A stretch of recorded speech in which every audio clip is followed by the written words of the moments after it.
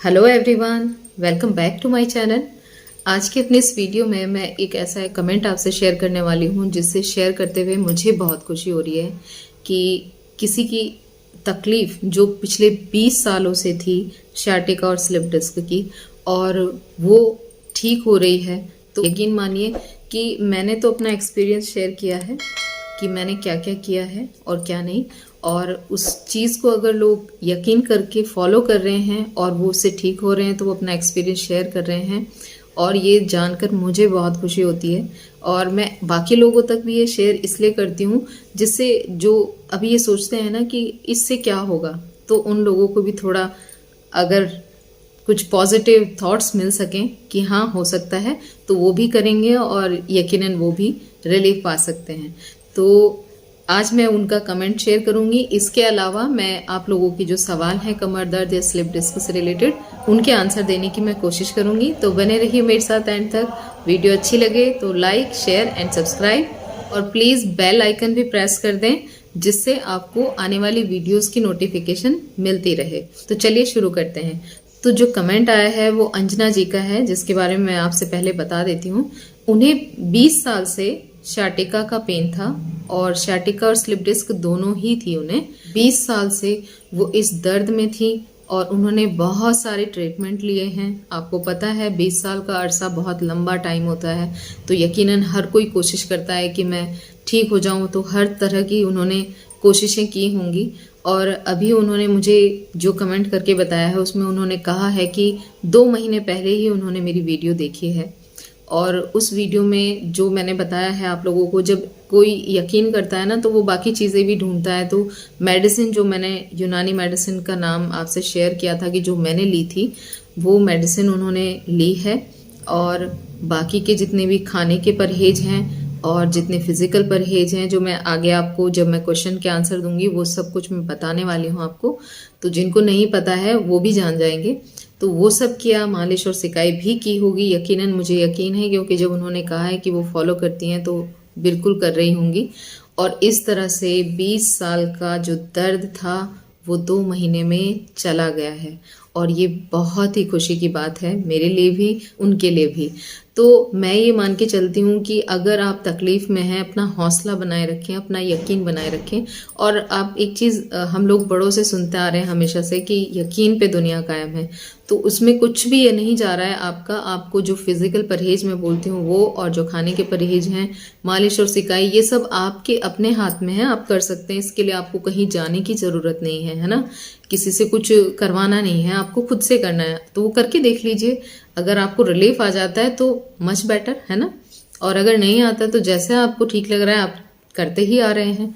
तो दवाई चाहे कोई भी ले रहे हो आप, मेडिसिन चाहे कोई भी ले रहे हो, जो आपको शूट कर जाए, जिससे आपको दर्द में रिलीफ महसूस हो जाए, वो दवाई लें। उसके साथ परहेज करें, उसके बाद खाने का भी परहेज रखें, और आगे झुकने नीचे बैठने वाला जो मैं बताती हूँ छोटी छोटी चीज़ें हैं वो सब करते हैं, और साथ में मालिश और सिकाई वो भी करें, तो आप यकीनन इस तकलीफ से रिकवर हो जाएंगे। ठीक है, तो आइए मैं उनका कमेंट आपको पढ़कर सुनाती हूँ। अंजना जी लिखती हैं, बहुत बहुत थैंक यू शबाना जी। मुझे 20 साल से sciatica पेन था, बहुत ट्रीटमेंट कराए लेकिन कोई फ़ायदा नहीं हुआ। मैंने 2 मंथ पहले आपकी वीडियो देखी थी और आपकी दवाई से मेरा पेन बिल्कुल ठीक है, और स्लिप डिस्क भी 80% ठीक है। भगवान आपको हमेशा हेल्दी और खुश रखे। तो अंजना जी, मुझे बेहद खुशी है कि आपको रिलीफ आया है, और मैं पूरी उम्मीद करती हूँ कि अभी स्लिप डिस्क में 80% रिलीफ है, वो 100% भी बहुत जल्द हो जाए। और अपना खूब सारा ख्याल रखिए आप भी, और मैं बाकी सबसे भी कहती हूँ कि अपना ख्याल रखिए अपने लिए। ठीक है, तो अभी कोई भी मिस्टेक मत करिएगा। अगर आपको ये चीज़ रिकवर हो रही है तो थोड़ा टाइम लेगी, लेकिन आप 100% ठीक हो सकते हैं। और ठीक होने के बाद भी 2 चीज़ों का ध्यान रखिएगा, कि एक आगे झुकने का और दूसरा वजन उठाने का। तो अगर इन चीज़ों को रखेंगे हमेशा अपने साथ, तो यकीनन पूरी लाइफ आप बिना दर्द के और बहुत हंसी खुशी आप गुजार सकते हैं। ये था अंजना जी का एक्सपीरियंस, और उम्मीद करती हूँ कि आप लोगों को भी इनसे कुछ सीखने को मिला हो।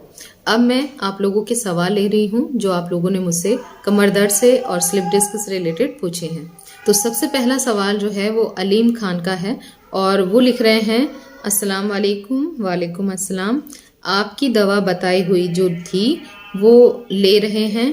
अब हमको आराम है 50%, इनको 50% रिलीफ आ गया है। और आप मुझे ये बताएं कि दवा कितने दिन लेना है।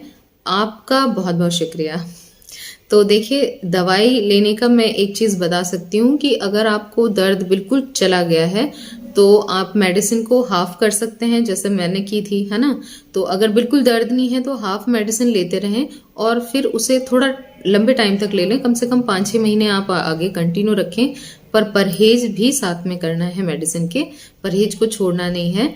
और जो मालिश और सिकाई है वो भी अभी करते रहिएगा। भले ही दर्द चला गया है लेकिन उसकी ज़रूरत आपको पड़ेगी बार बार। जब दर्द चला जाता है तो थोड़ा काम वाम करने के लिए हम निकल जाते हैं, थोड़ा हो जाता है ना हमारा, तो उस टाइम पे मालिश और सिकाई आपको वापस, जो अगर सूजन भी आ जाती है ना तो वो वापस से वहीं पे वापस आ जाती है। तो वो मालिश और सिकाई तो कंटिन्यू रखिएगा। दूसरा सवाल है माधुरी जी का। वो पूछ रही हैं, मैडम मुझे भी स्लिप डिस्क है, सर्वाइकल भी है, 6 मंथ से, पूरा बेड रेस्ट लेना है क्या? कमर में बहुत दर्द है। देखिए, अभी फिलहाल अगर आप बेड रेस्ट कर सकते हैं, आपके पास ऑप्शन है, अगर बेड रेस्ट करने का मतलब आपके बाकी सारे काम कोई और कर लेता है तो आपके लिए बेड रेस्ट बहुत अच्छा रहेगा। आप बेड रेस्ट करें, लेकिन बेड पर लेटते वक्त आपको तकिया सिर के नीचे बिल्कुल नहीं रखना है जब आप सीधे लेटते हैं। और जब आप करवट लेंगे तो करवट के बल आपको गर्दन के नीचे तकिया रख सकते हैं। हालांकि सर्वाइकल है, क्योंकि मैं जानती हूँ सर्वाइकल का पेन था मुझे भी, तो सीधे लेटते हुए आपको तकिया नहीं रखना है। और जब आप करवट लेते हैं तो एक पतला सा जो पिलो होता है ना, वो आप रख लीजिए दोनों साइड में। और अगर आपको लेटने में प्रॉब्लम नहीं है तो आप करवट और सीधे लेट सकते हैं। अगर ज़्यादा दिक्कत है तो पेट के बल भी लेट सकते हैं।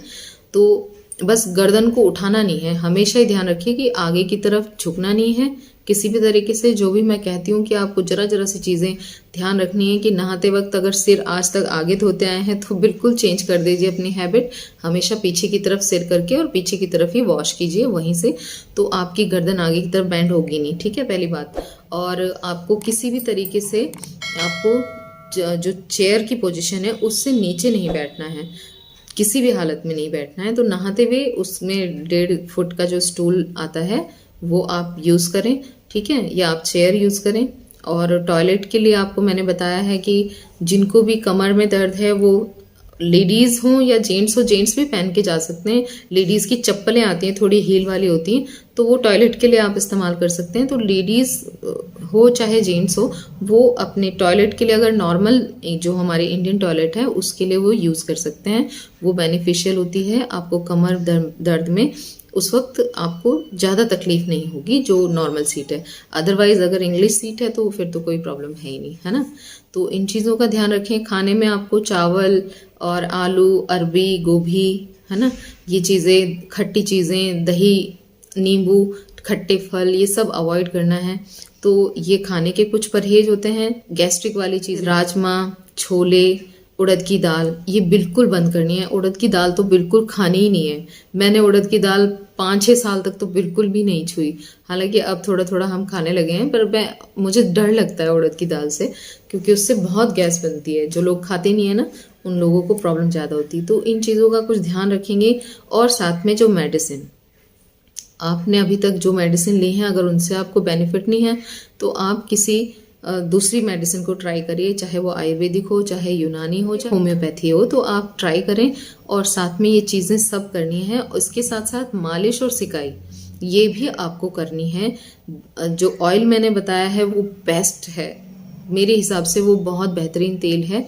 उसे आप बना लें, अपने हाथों से बनाएं या किसी से बनवा लें, और उसी का मालिश करनी है। 15 से 20 मिनट मालिश कीजिए। मालिश का तरीका आपको वीडियो में मिल जाएगा, आप प्लेलिस्ट चेक कर लें या डिस्क्रिप्शन चेक कर लें, तो आपको तरीका भी बताया है मैंने, जिससे मुझे बेनिफिट जिससे मिला था वो तरीका मैंने शेयर किया है। वैसे अगर आप मालिश और सिकाई कर लेते हैं तो आपको यकीनन उसमें आराम मिलेगा। और सिकाई का टाइमिंग वही है, 20 से 25 मिनट सिकाई, तुरंत मालिश के बाद करनी है, तो आपको रिलीफ आ जाएगा।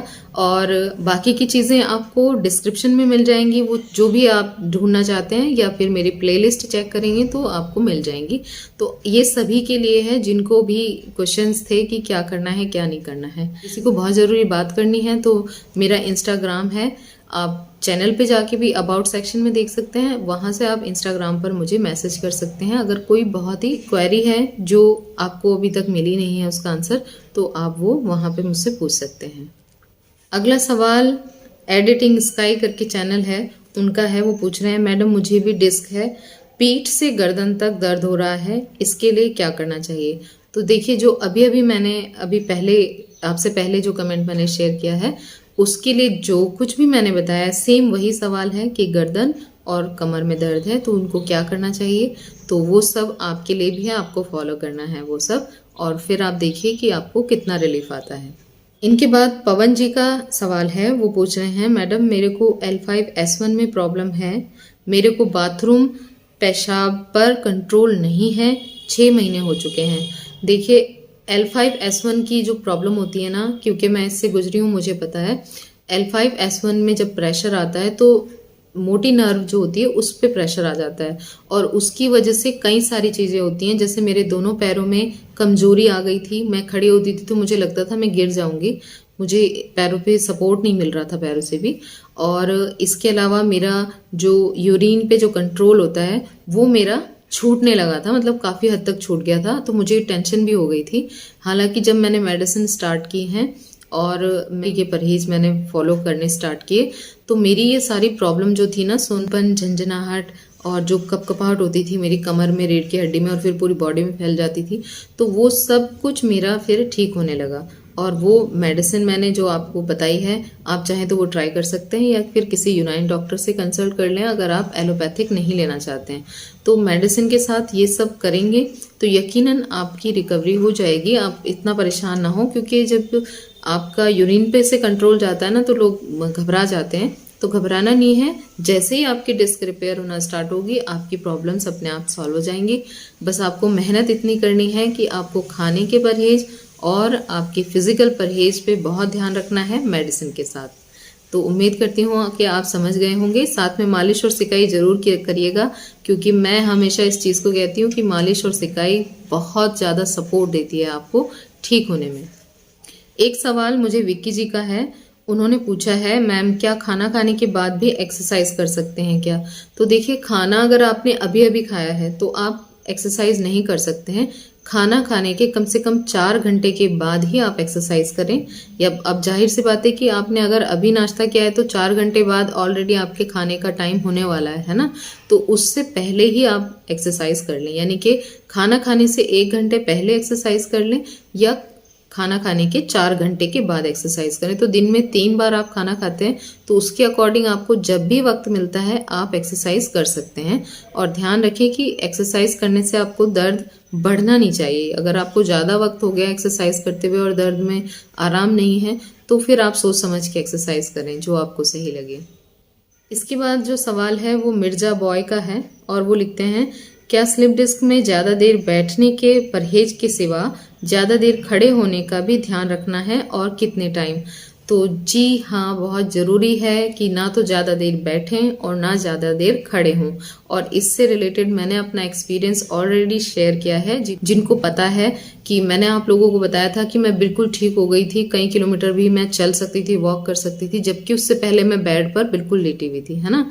तो एक बार की मेडिसिन से मुझे इतना रिलीफ आ गया था कि मुझे लगने लगा था अब तो मैं बिल्कुल ठीक हो चुकी हूँ, अब बस जो थोड़ी बहुत कमी है वो भी चली जाएगी। बट एक दिन मैं 1.5 घंटे सिर्फ खड़ी रही थी, मैं बैठ नहीं सकती थी, मुझे टेल बोन से बहुत पेन था, तो बैठना तो मेरे लिए था ही नहीं उस वक्त भी जब मुझे आराम था, तो मैं बैठ नहीं सकती थी। लेकिन मैं 1.5 घंटे जब मैं खड़ी रही थी ना, तो जो मेरा मतलब इतना लंबे टाइम के बाद जो मुझे आराम आ गया था वो मेरा उस 1.5 घंटे में ऐसा ख़त्म हुआ कि फिर दोबारा से मुझे ठीक होने में बहुत लंबा टाइम लगा। तो आप लोग ध्यान रखिए कि 15-20 मिनट से ज़्यादा एक जगह खड़े मत हों, एक जगह बैठे नहीं। तो आप थोड़ा सा अपने आप को देख कर चलें जैसी आपकी कंडीशन होती है। हालांकि सबकी अलग अलग कंडीशन है, तो इसलिए आप अपने सोच समझ के हिसाब से ही अपने लिए डिसीजन लें कि 15-20 मिनट हो गए हैं या आधा घंटा हो गया है, इसके बाद तो बिल्कुल आपको खड़े नहीं रहना चाहिए। आपको अपनी पोजीशन चेंज करनी है, या तो बैठ जाएं या तो लेट जाएं, ठीक है। आगे रिंकू जी का सवाल है, वो पूछ रही हैं, शबाना जी यूनानी मेडिसिन से क्या घुटनों के दर्द ठीक हो सकता है क्या? तो देखिए, अगर आपको स्लिप डिस्क है और तब आपको घुटनों में दर्द है, जैसा कि मुझे प्रॉब्लम हुई थी कि मेरे घुटनों से मुझे ऐसा लगता था जैसे ग्रीस खत्म हो गई है, कट कट की आवाज़ें आती थी और ऐसा लगता था दोनों हड्डियां आपस में रगड़ रही हैं। लेकिन कमाल की बात यह है कि मैंने घुटनों के लिए कुछ अलग से नहीं किया था, तो मेरी जो मेडिसिन थी उन्हीं की वजह से मेरे घुटने भी बिल्कुल ठीक हो गए थे। मतलब ऐसा हो गया था कि मैं अगर बैठ जाती थी ना, जैसे बैठ जाते हैं नीचे की तरफ है ना, टॉयलेट जाते वक्त आपको बैठना पड़ता है, तो उतनी ही देर में मेरे जो घुटने थे, मुझे खड़े होने के लिए बहुत प्रॉब्लम होती थी। तो वो जो दिक्कत है, वो जो दर्द था, वो सारा मेडिसिन से ही चला गया। तो आप थोड़ा सा ध्यान रखें, अगर आप मेडिसिन ले रहे हैं तो आप उसी से ठीक हो जाएंगे। बस वो मेडिसिन आपकी स्लिप डिस्क पे काम कर रही होनी चाहिए। तो ये आप देख लें कि आपको कौन सी मेडिसिन शूट कर रही है। बाकी आप उस चीज़ की प्रॉब्लम आपकी सॉल्व हो जाएगी जब आपकी स्लिप डिस्क ठीक होगी। तो बाद है पूनम नागर का सवाल है, वो पूछ रहे हैं, हेलो मैम, मैं 2017 से डिस्क प्रॉब्लम से परेशान हूँ।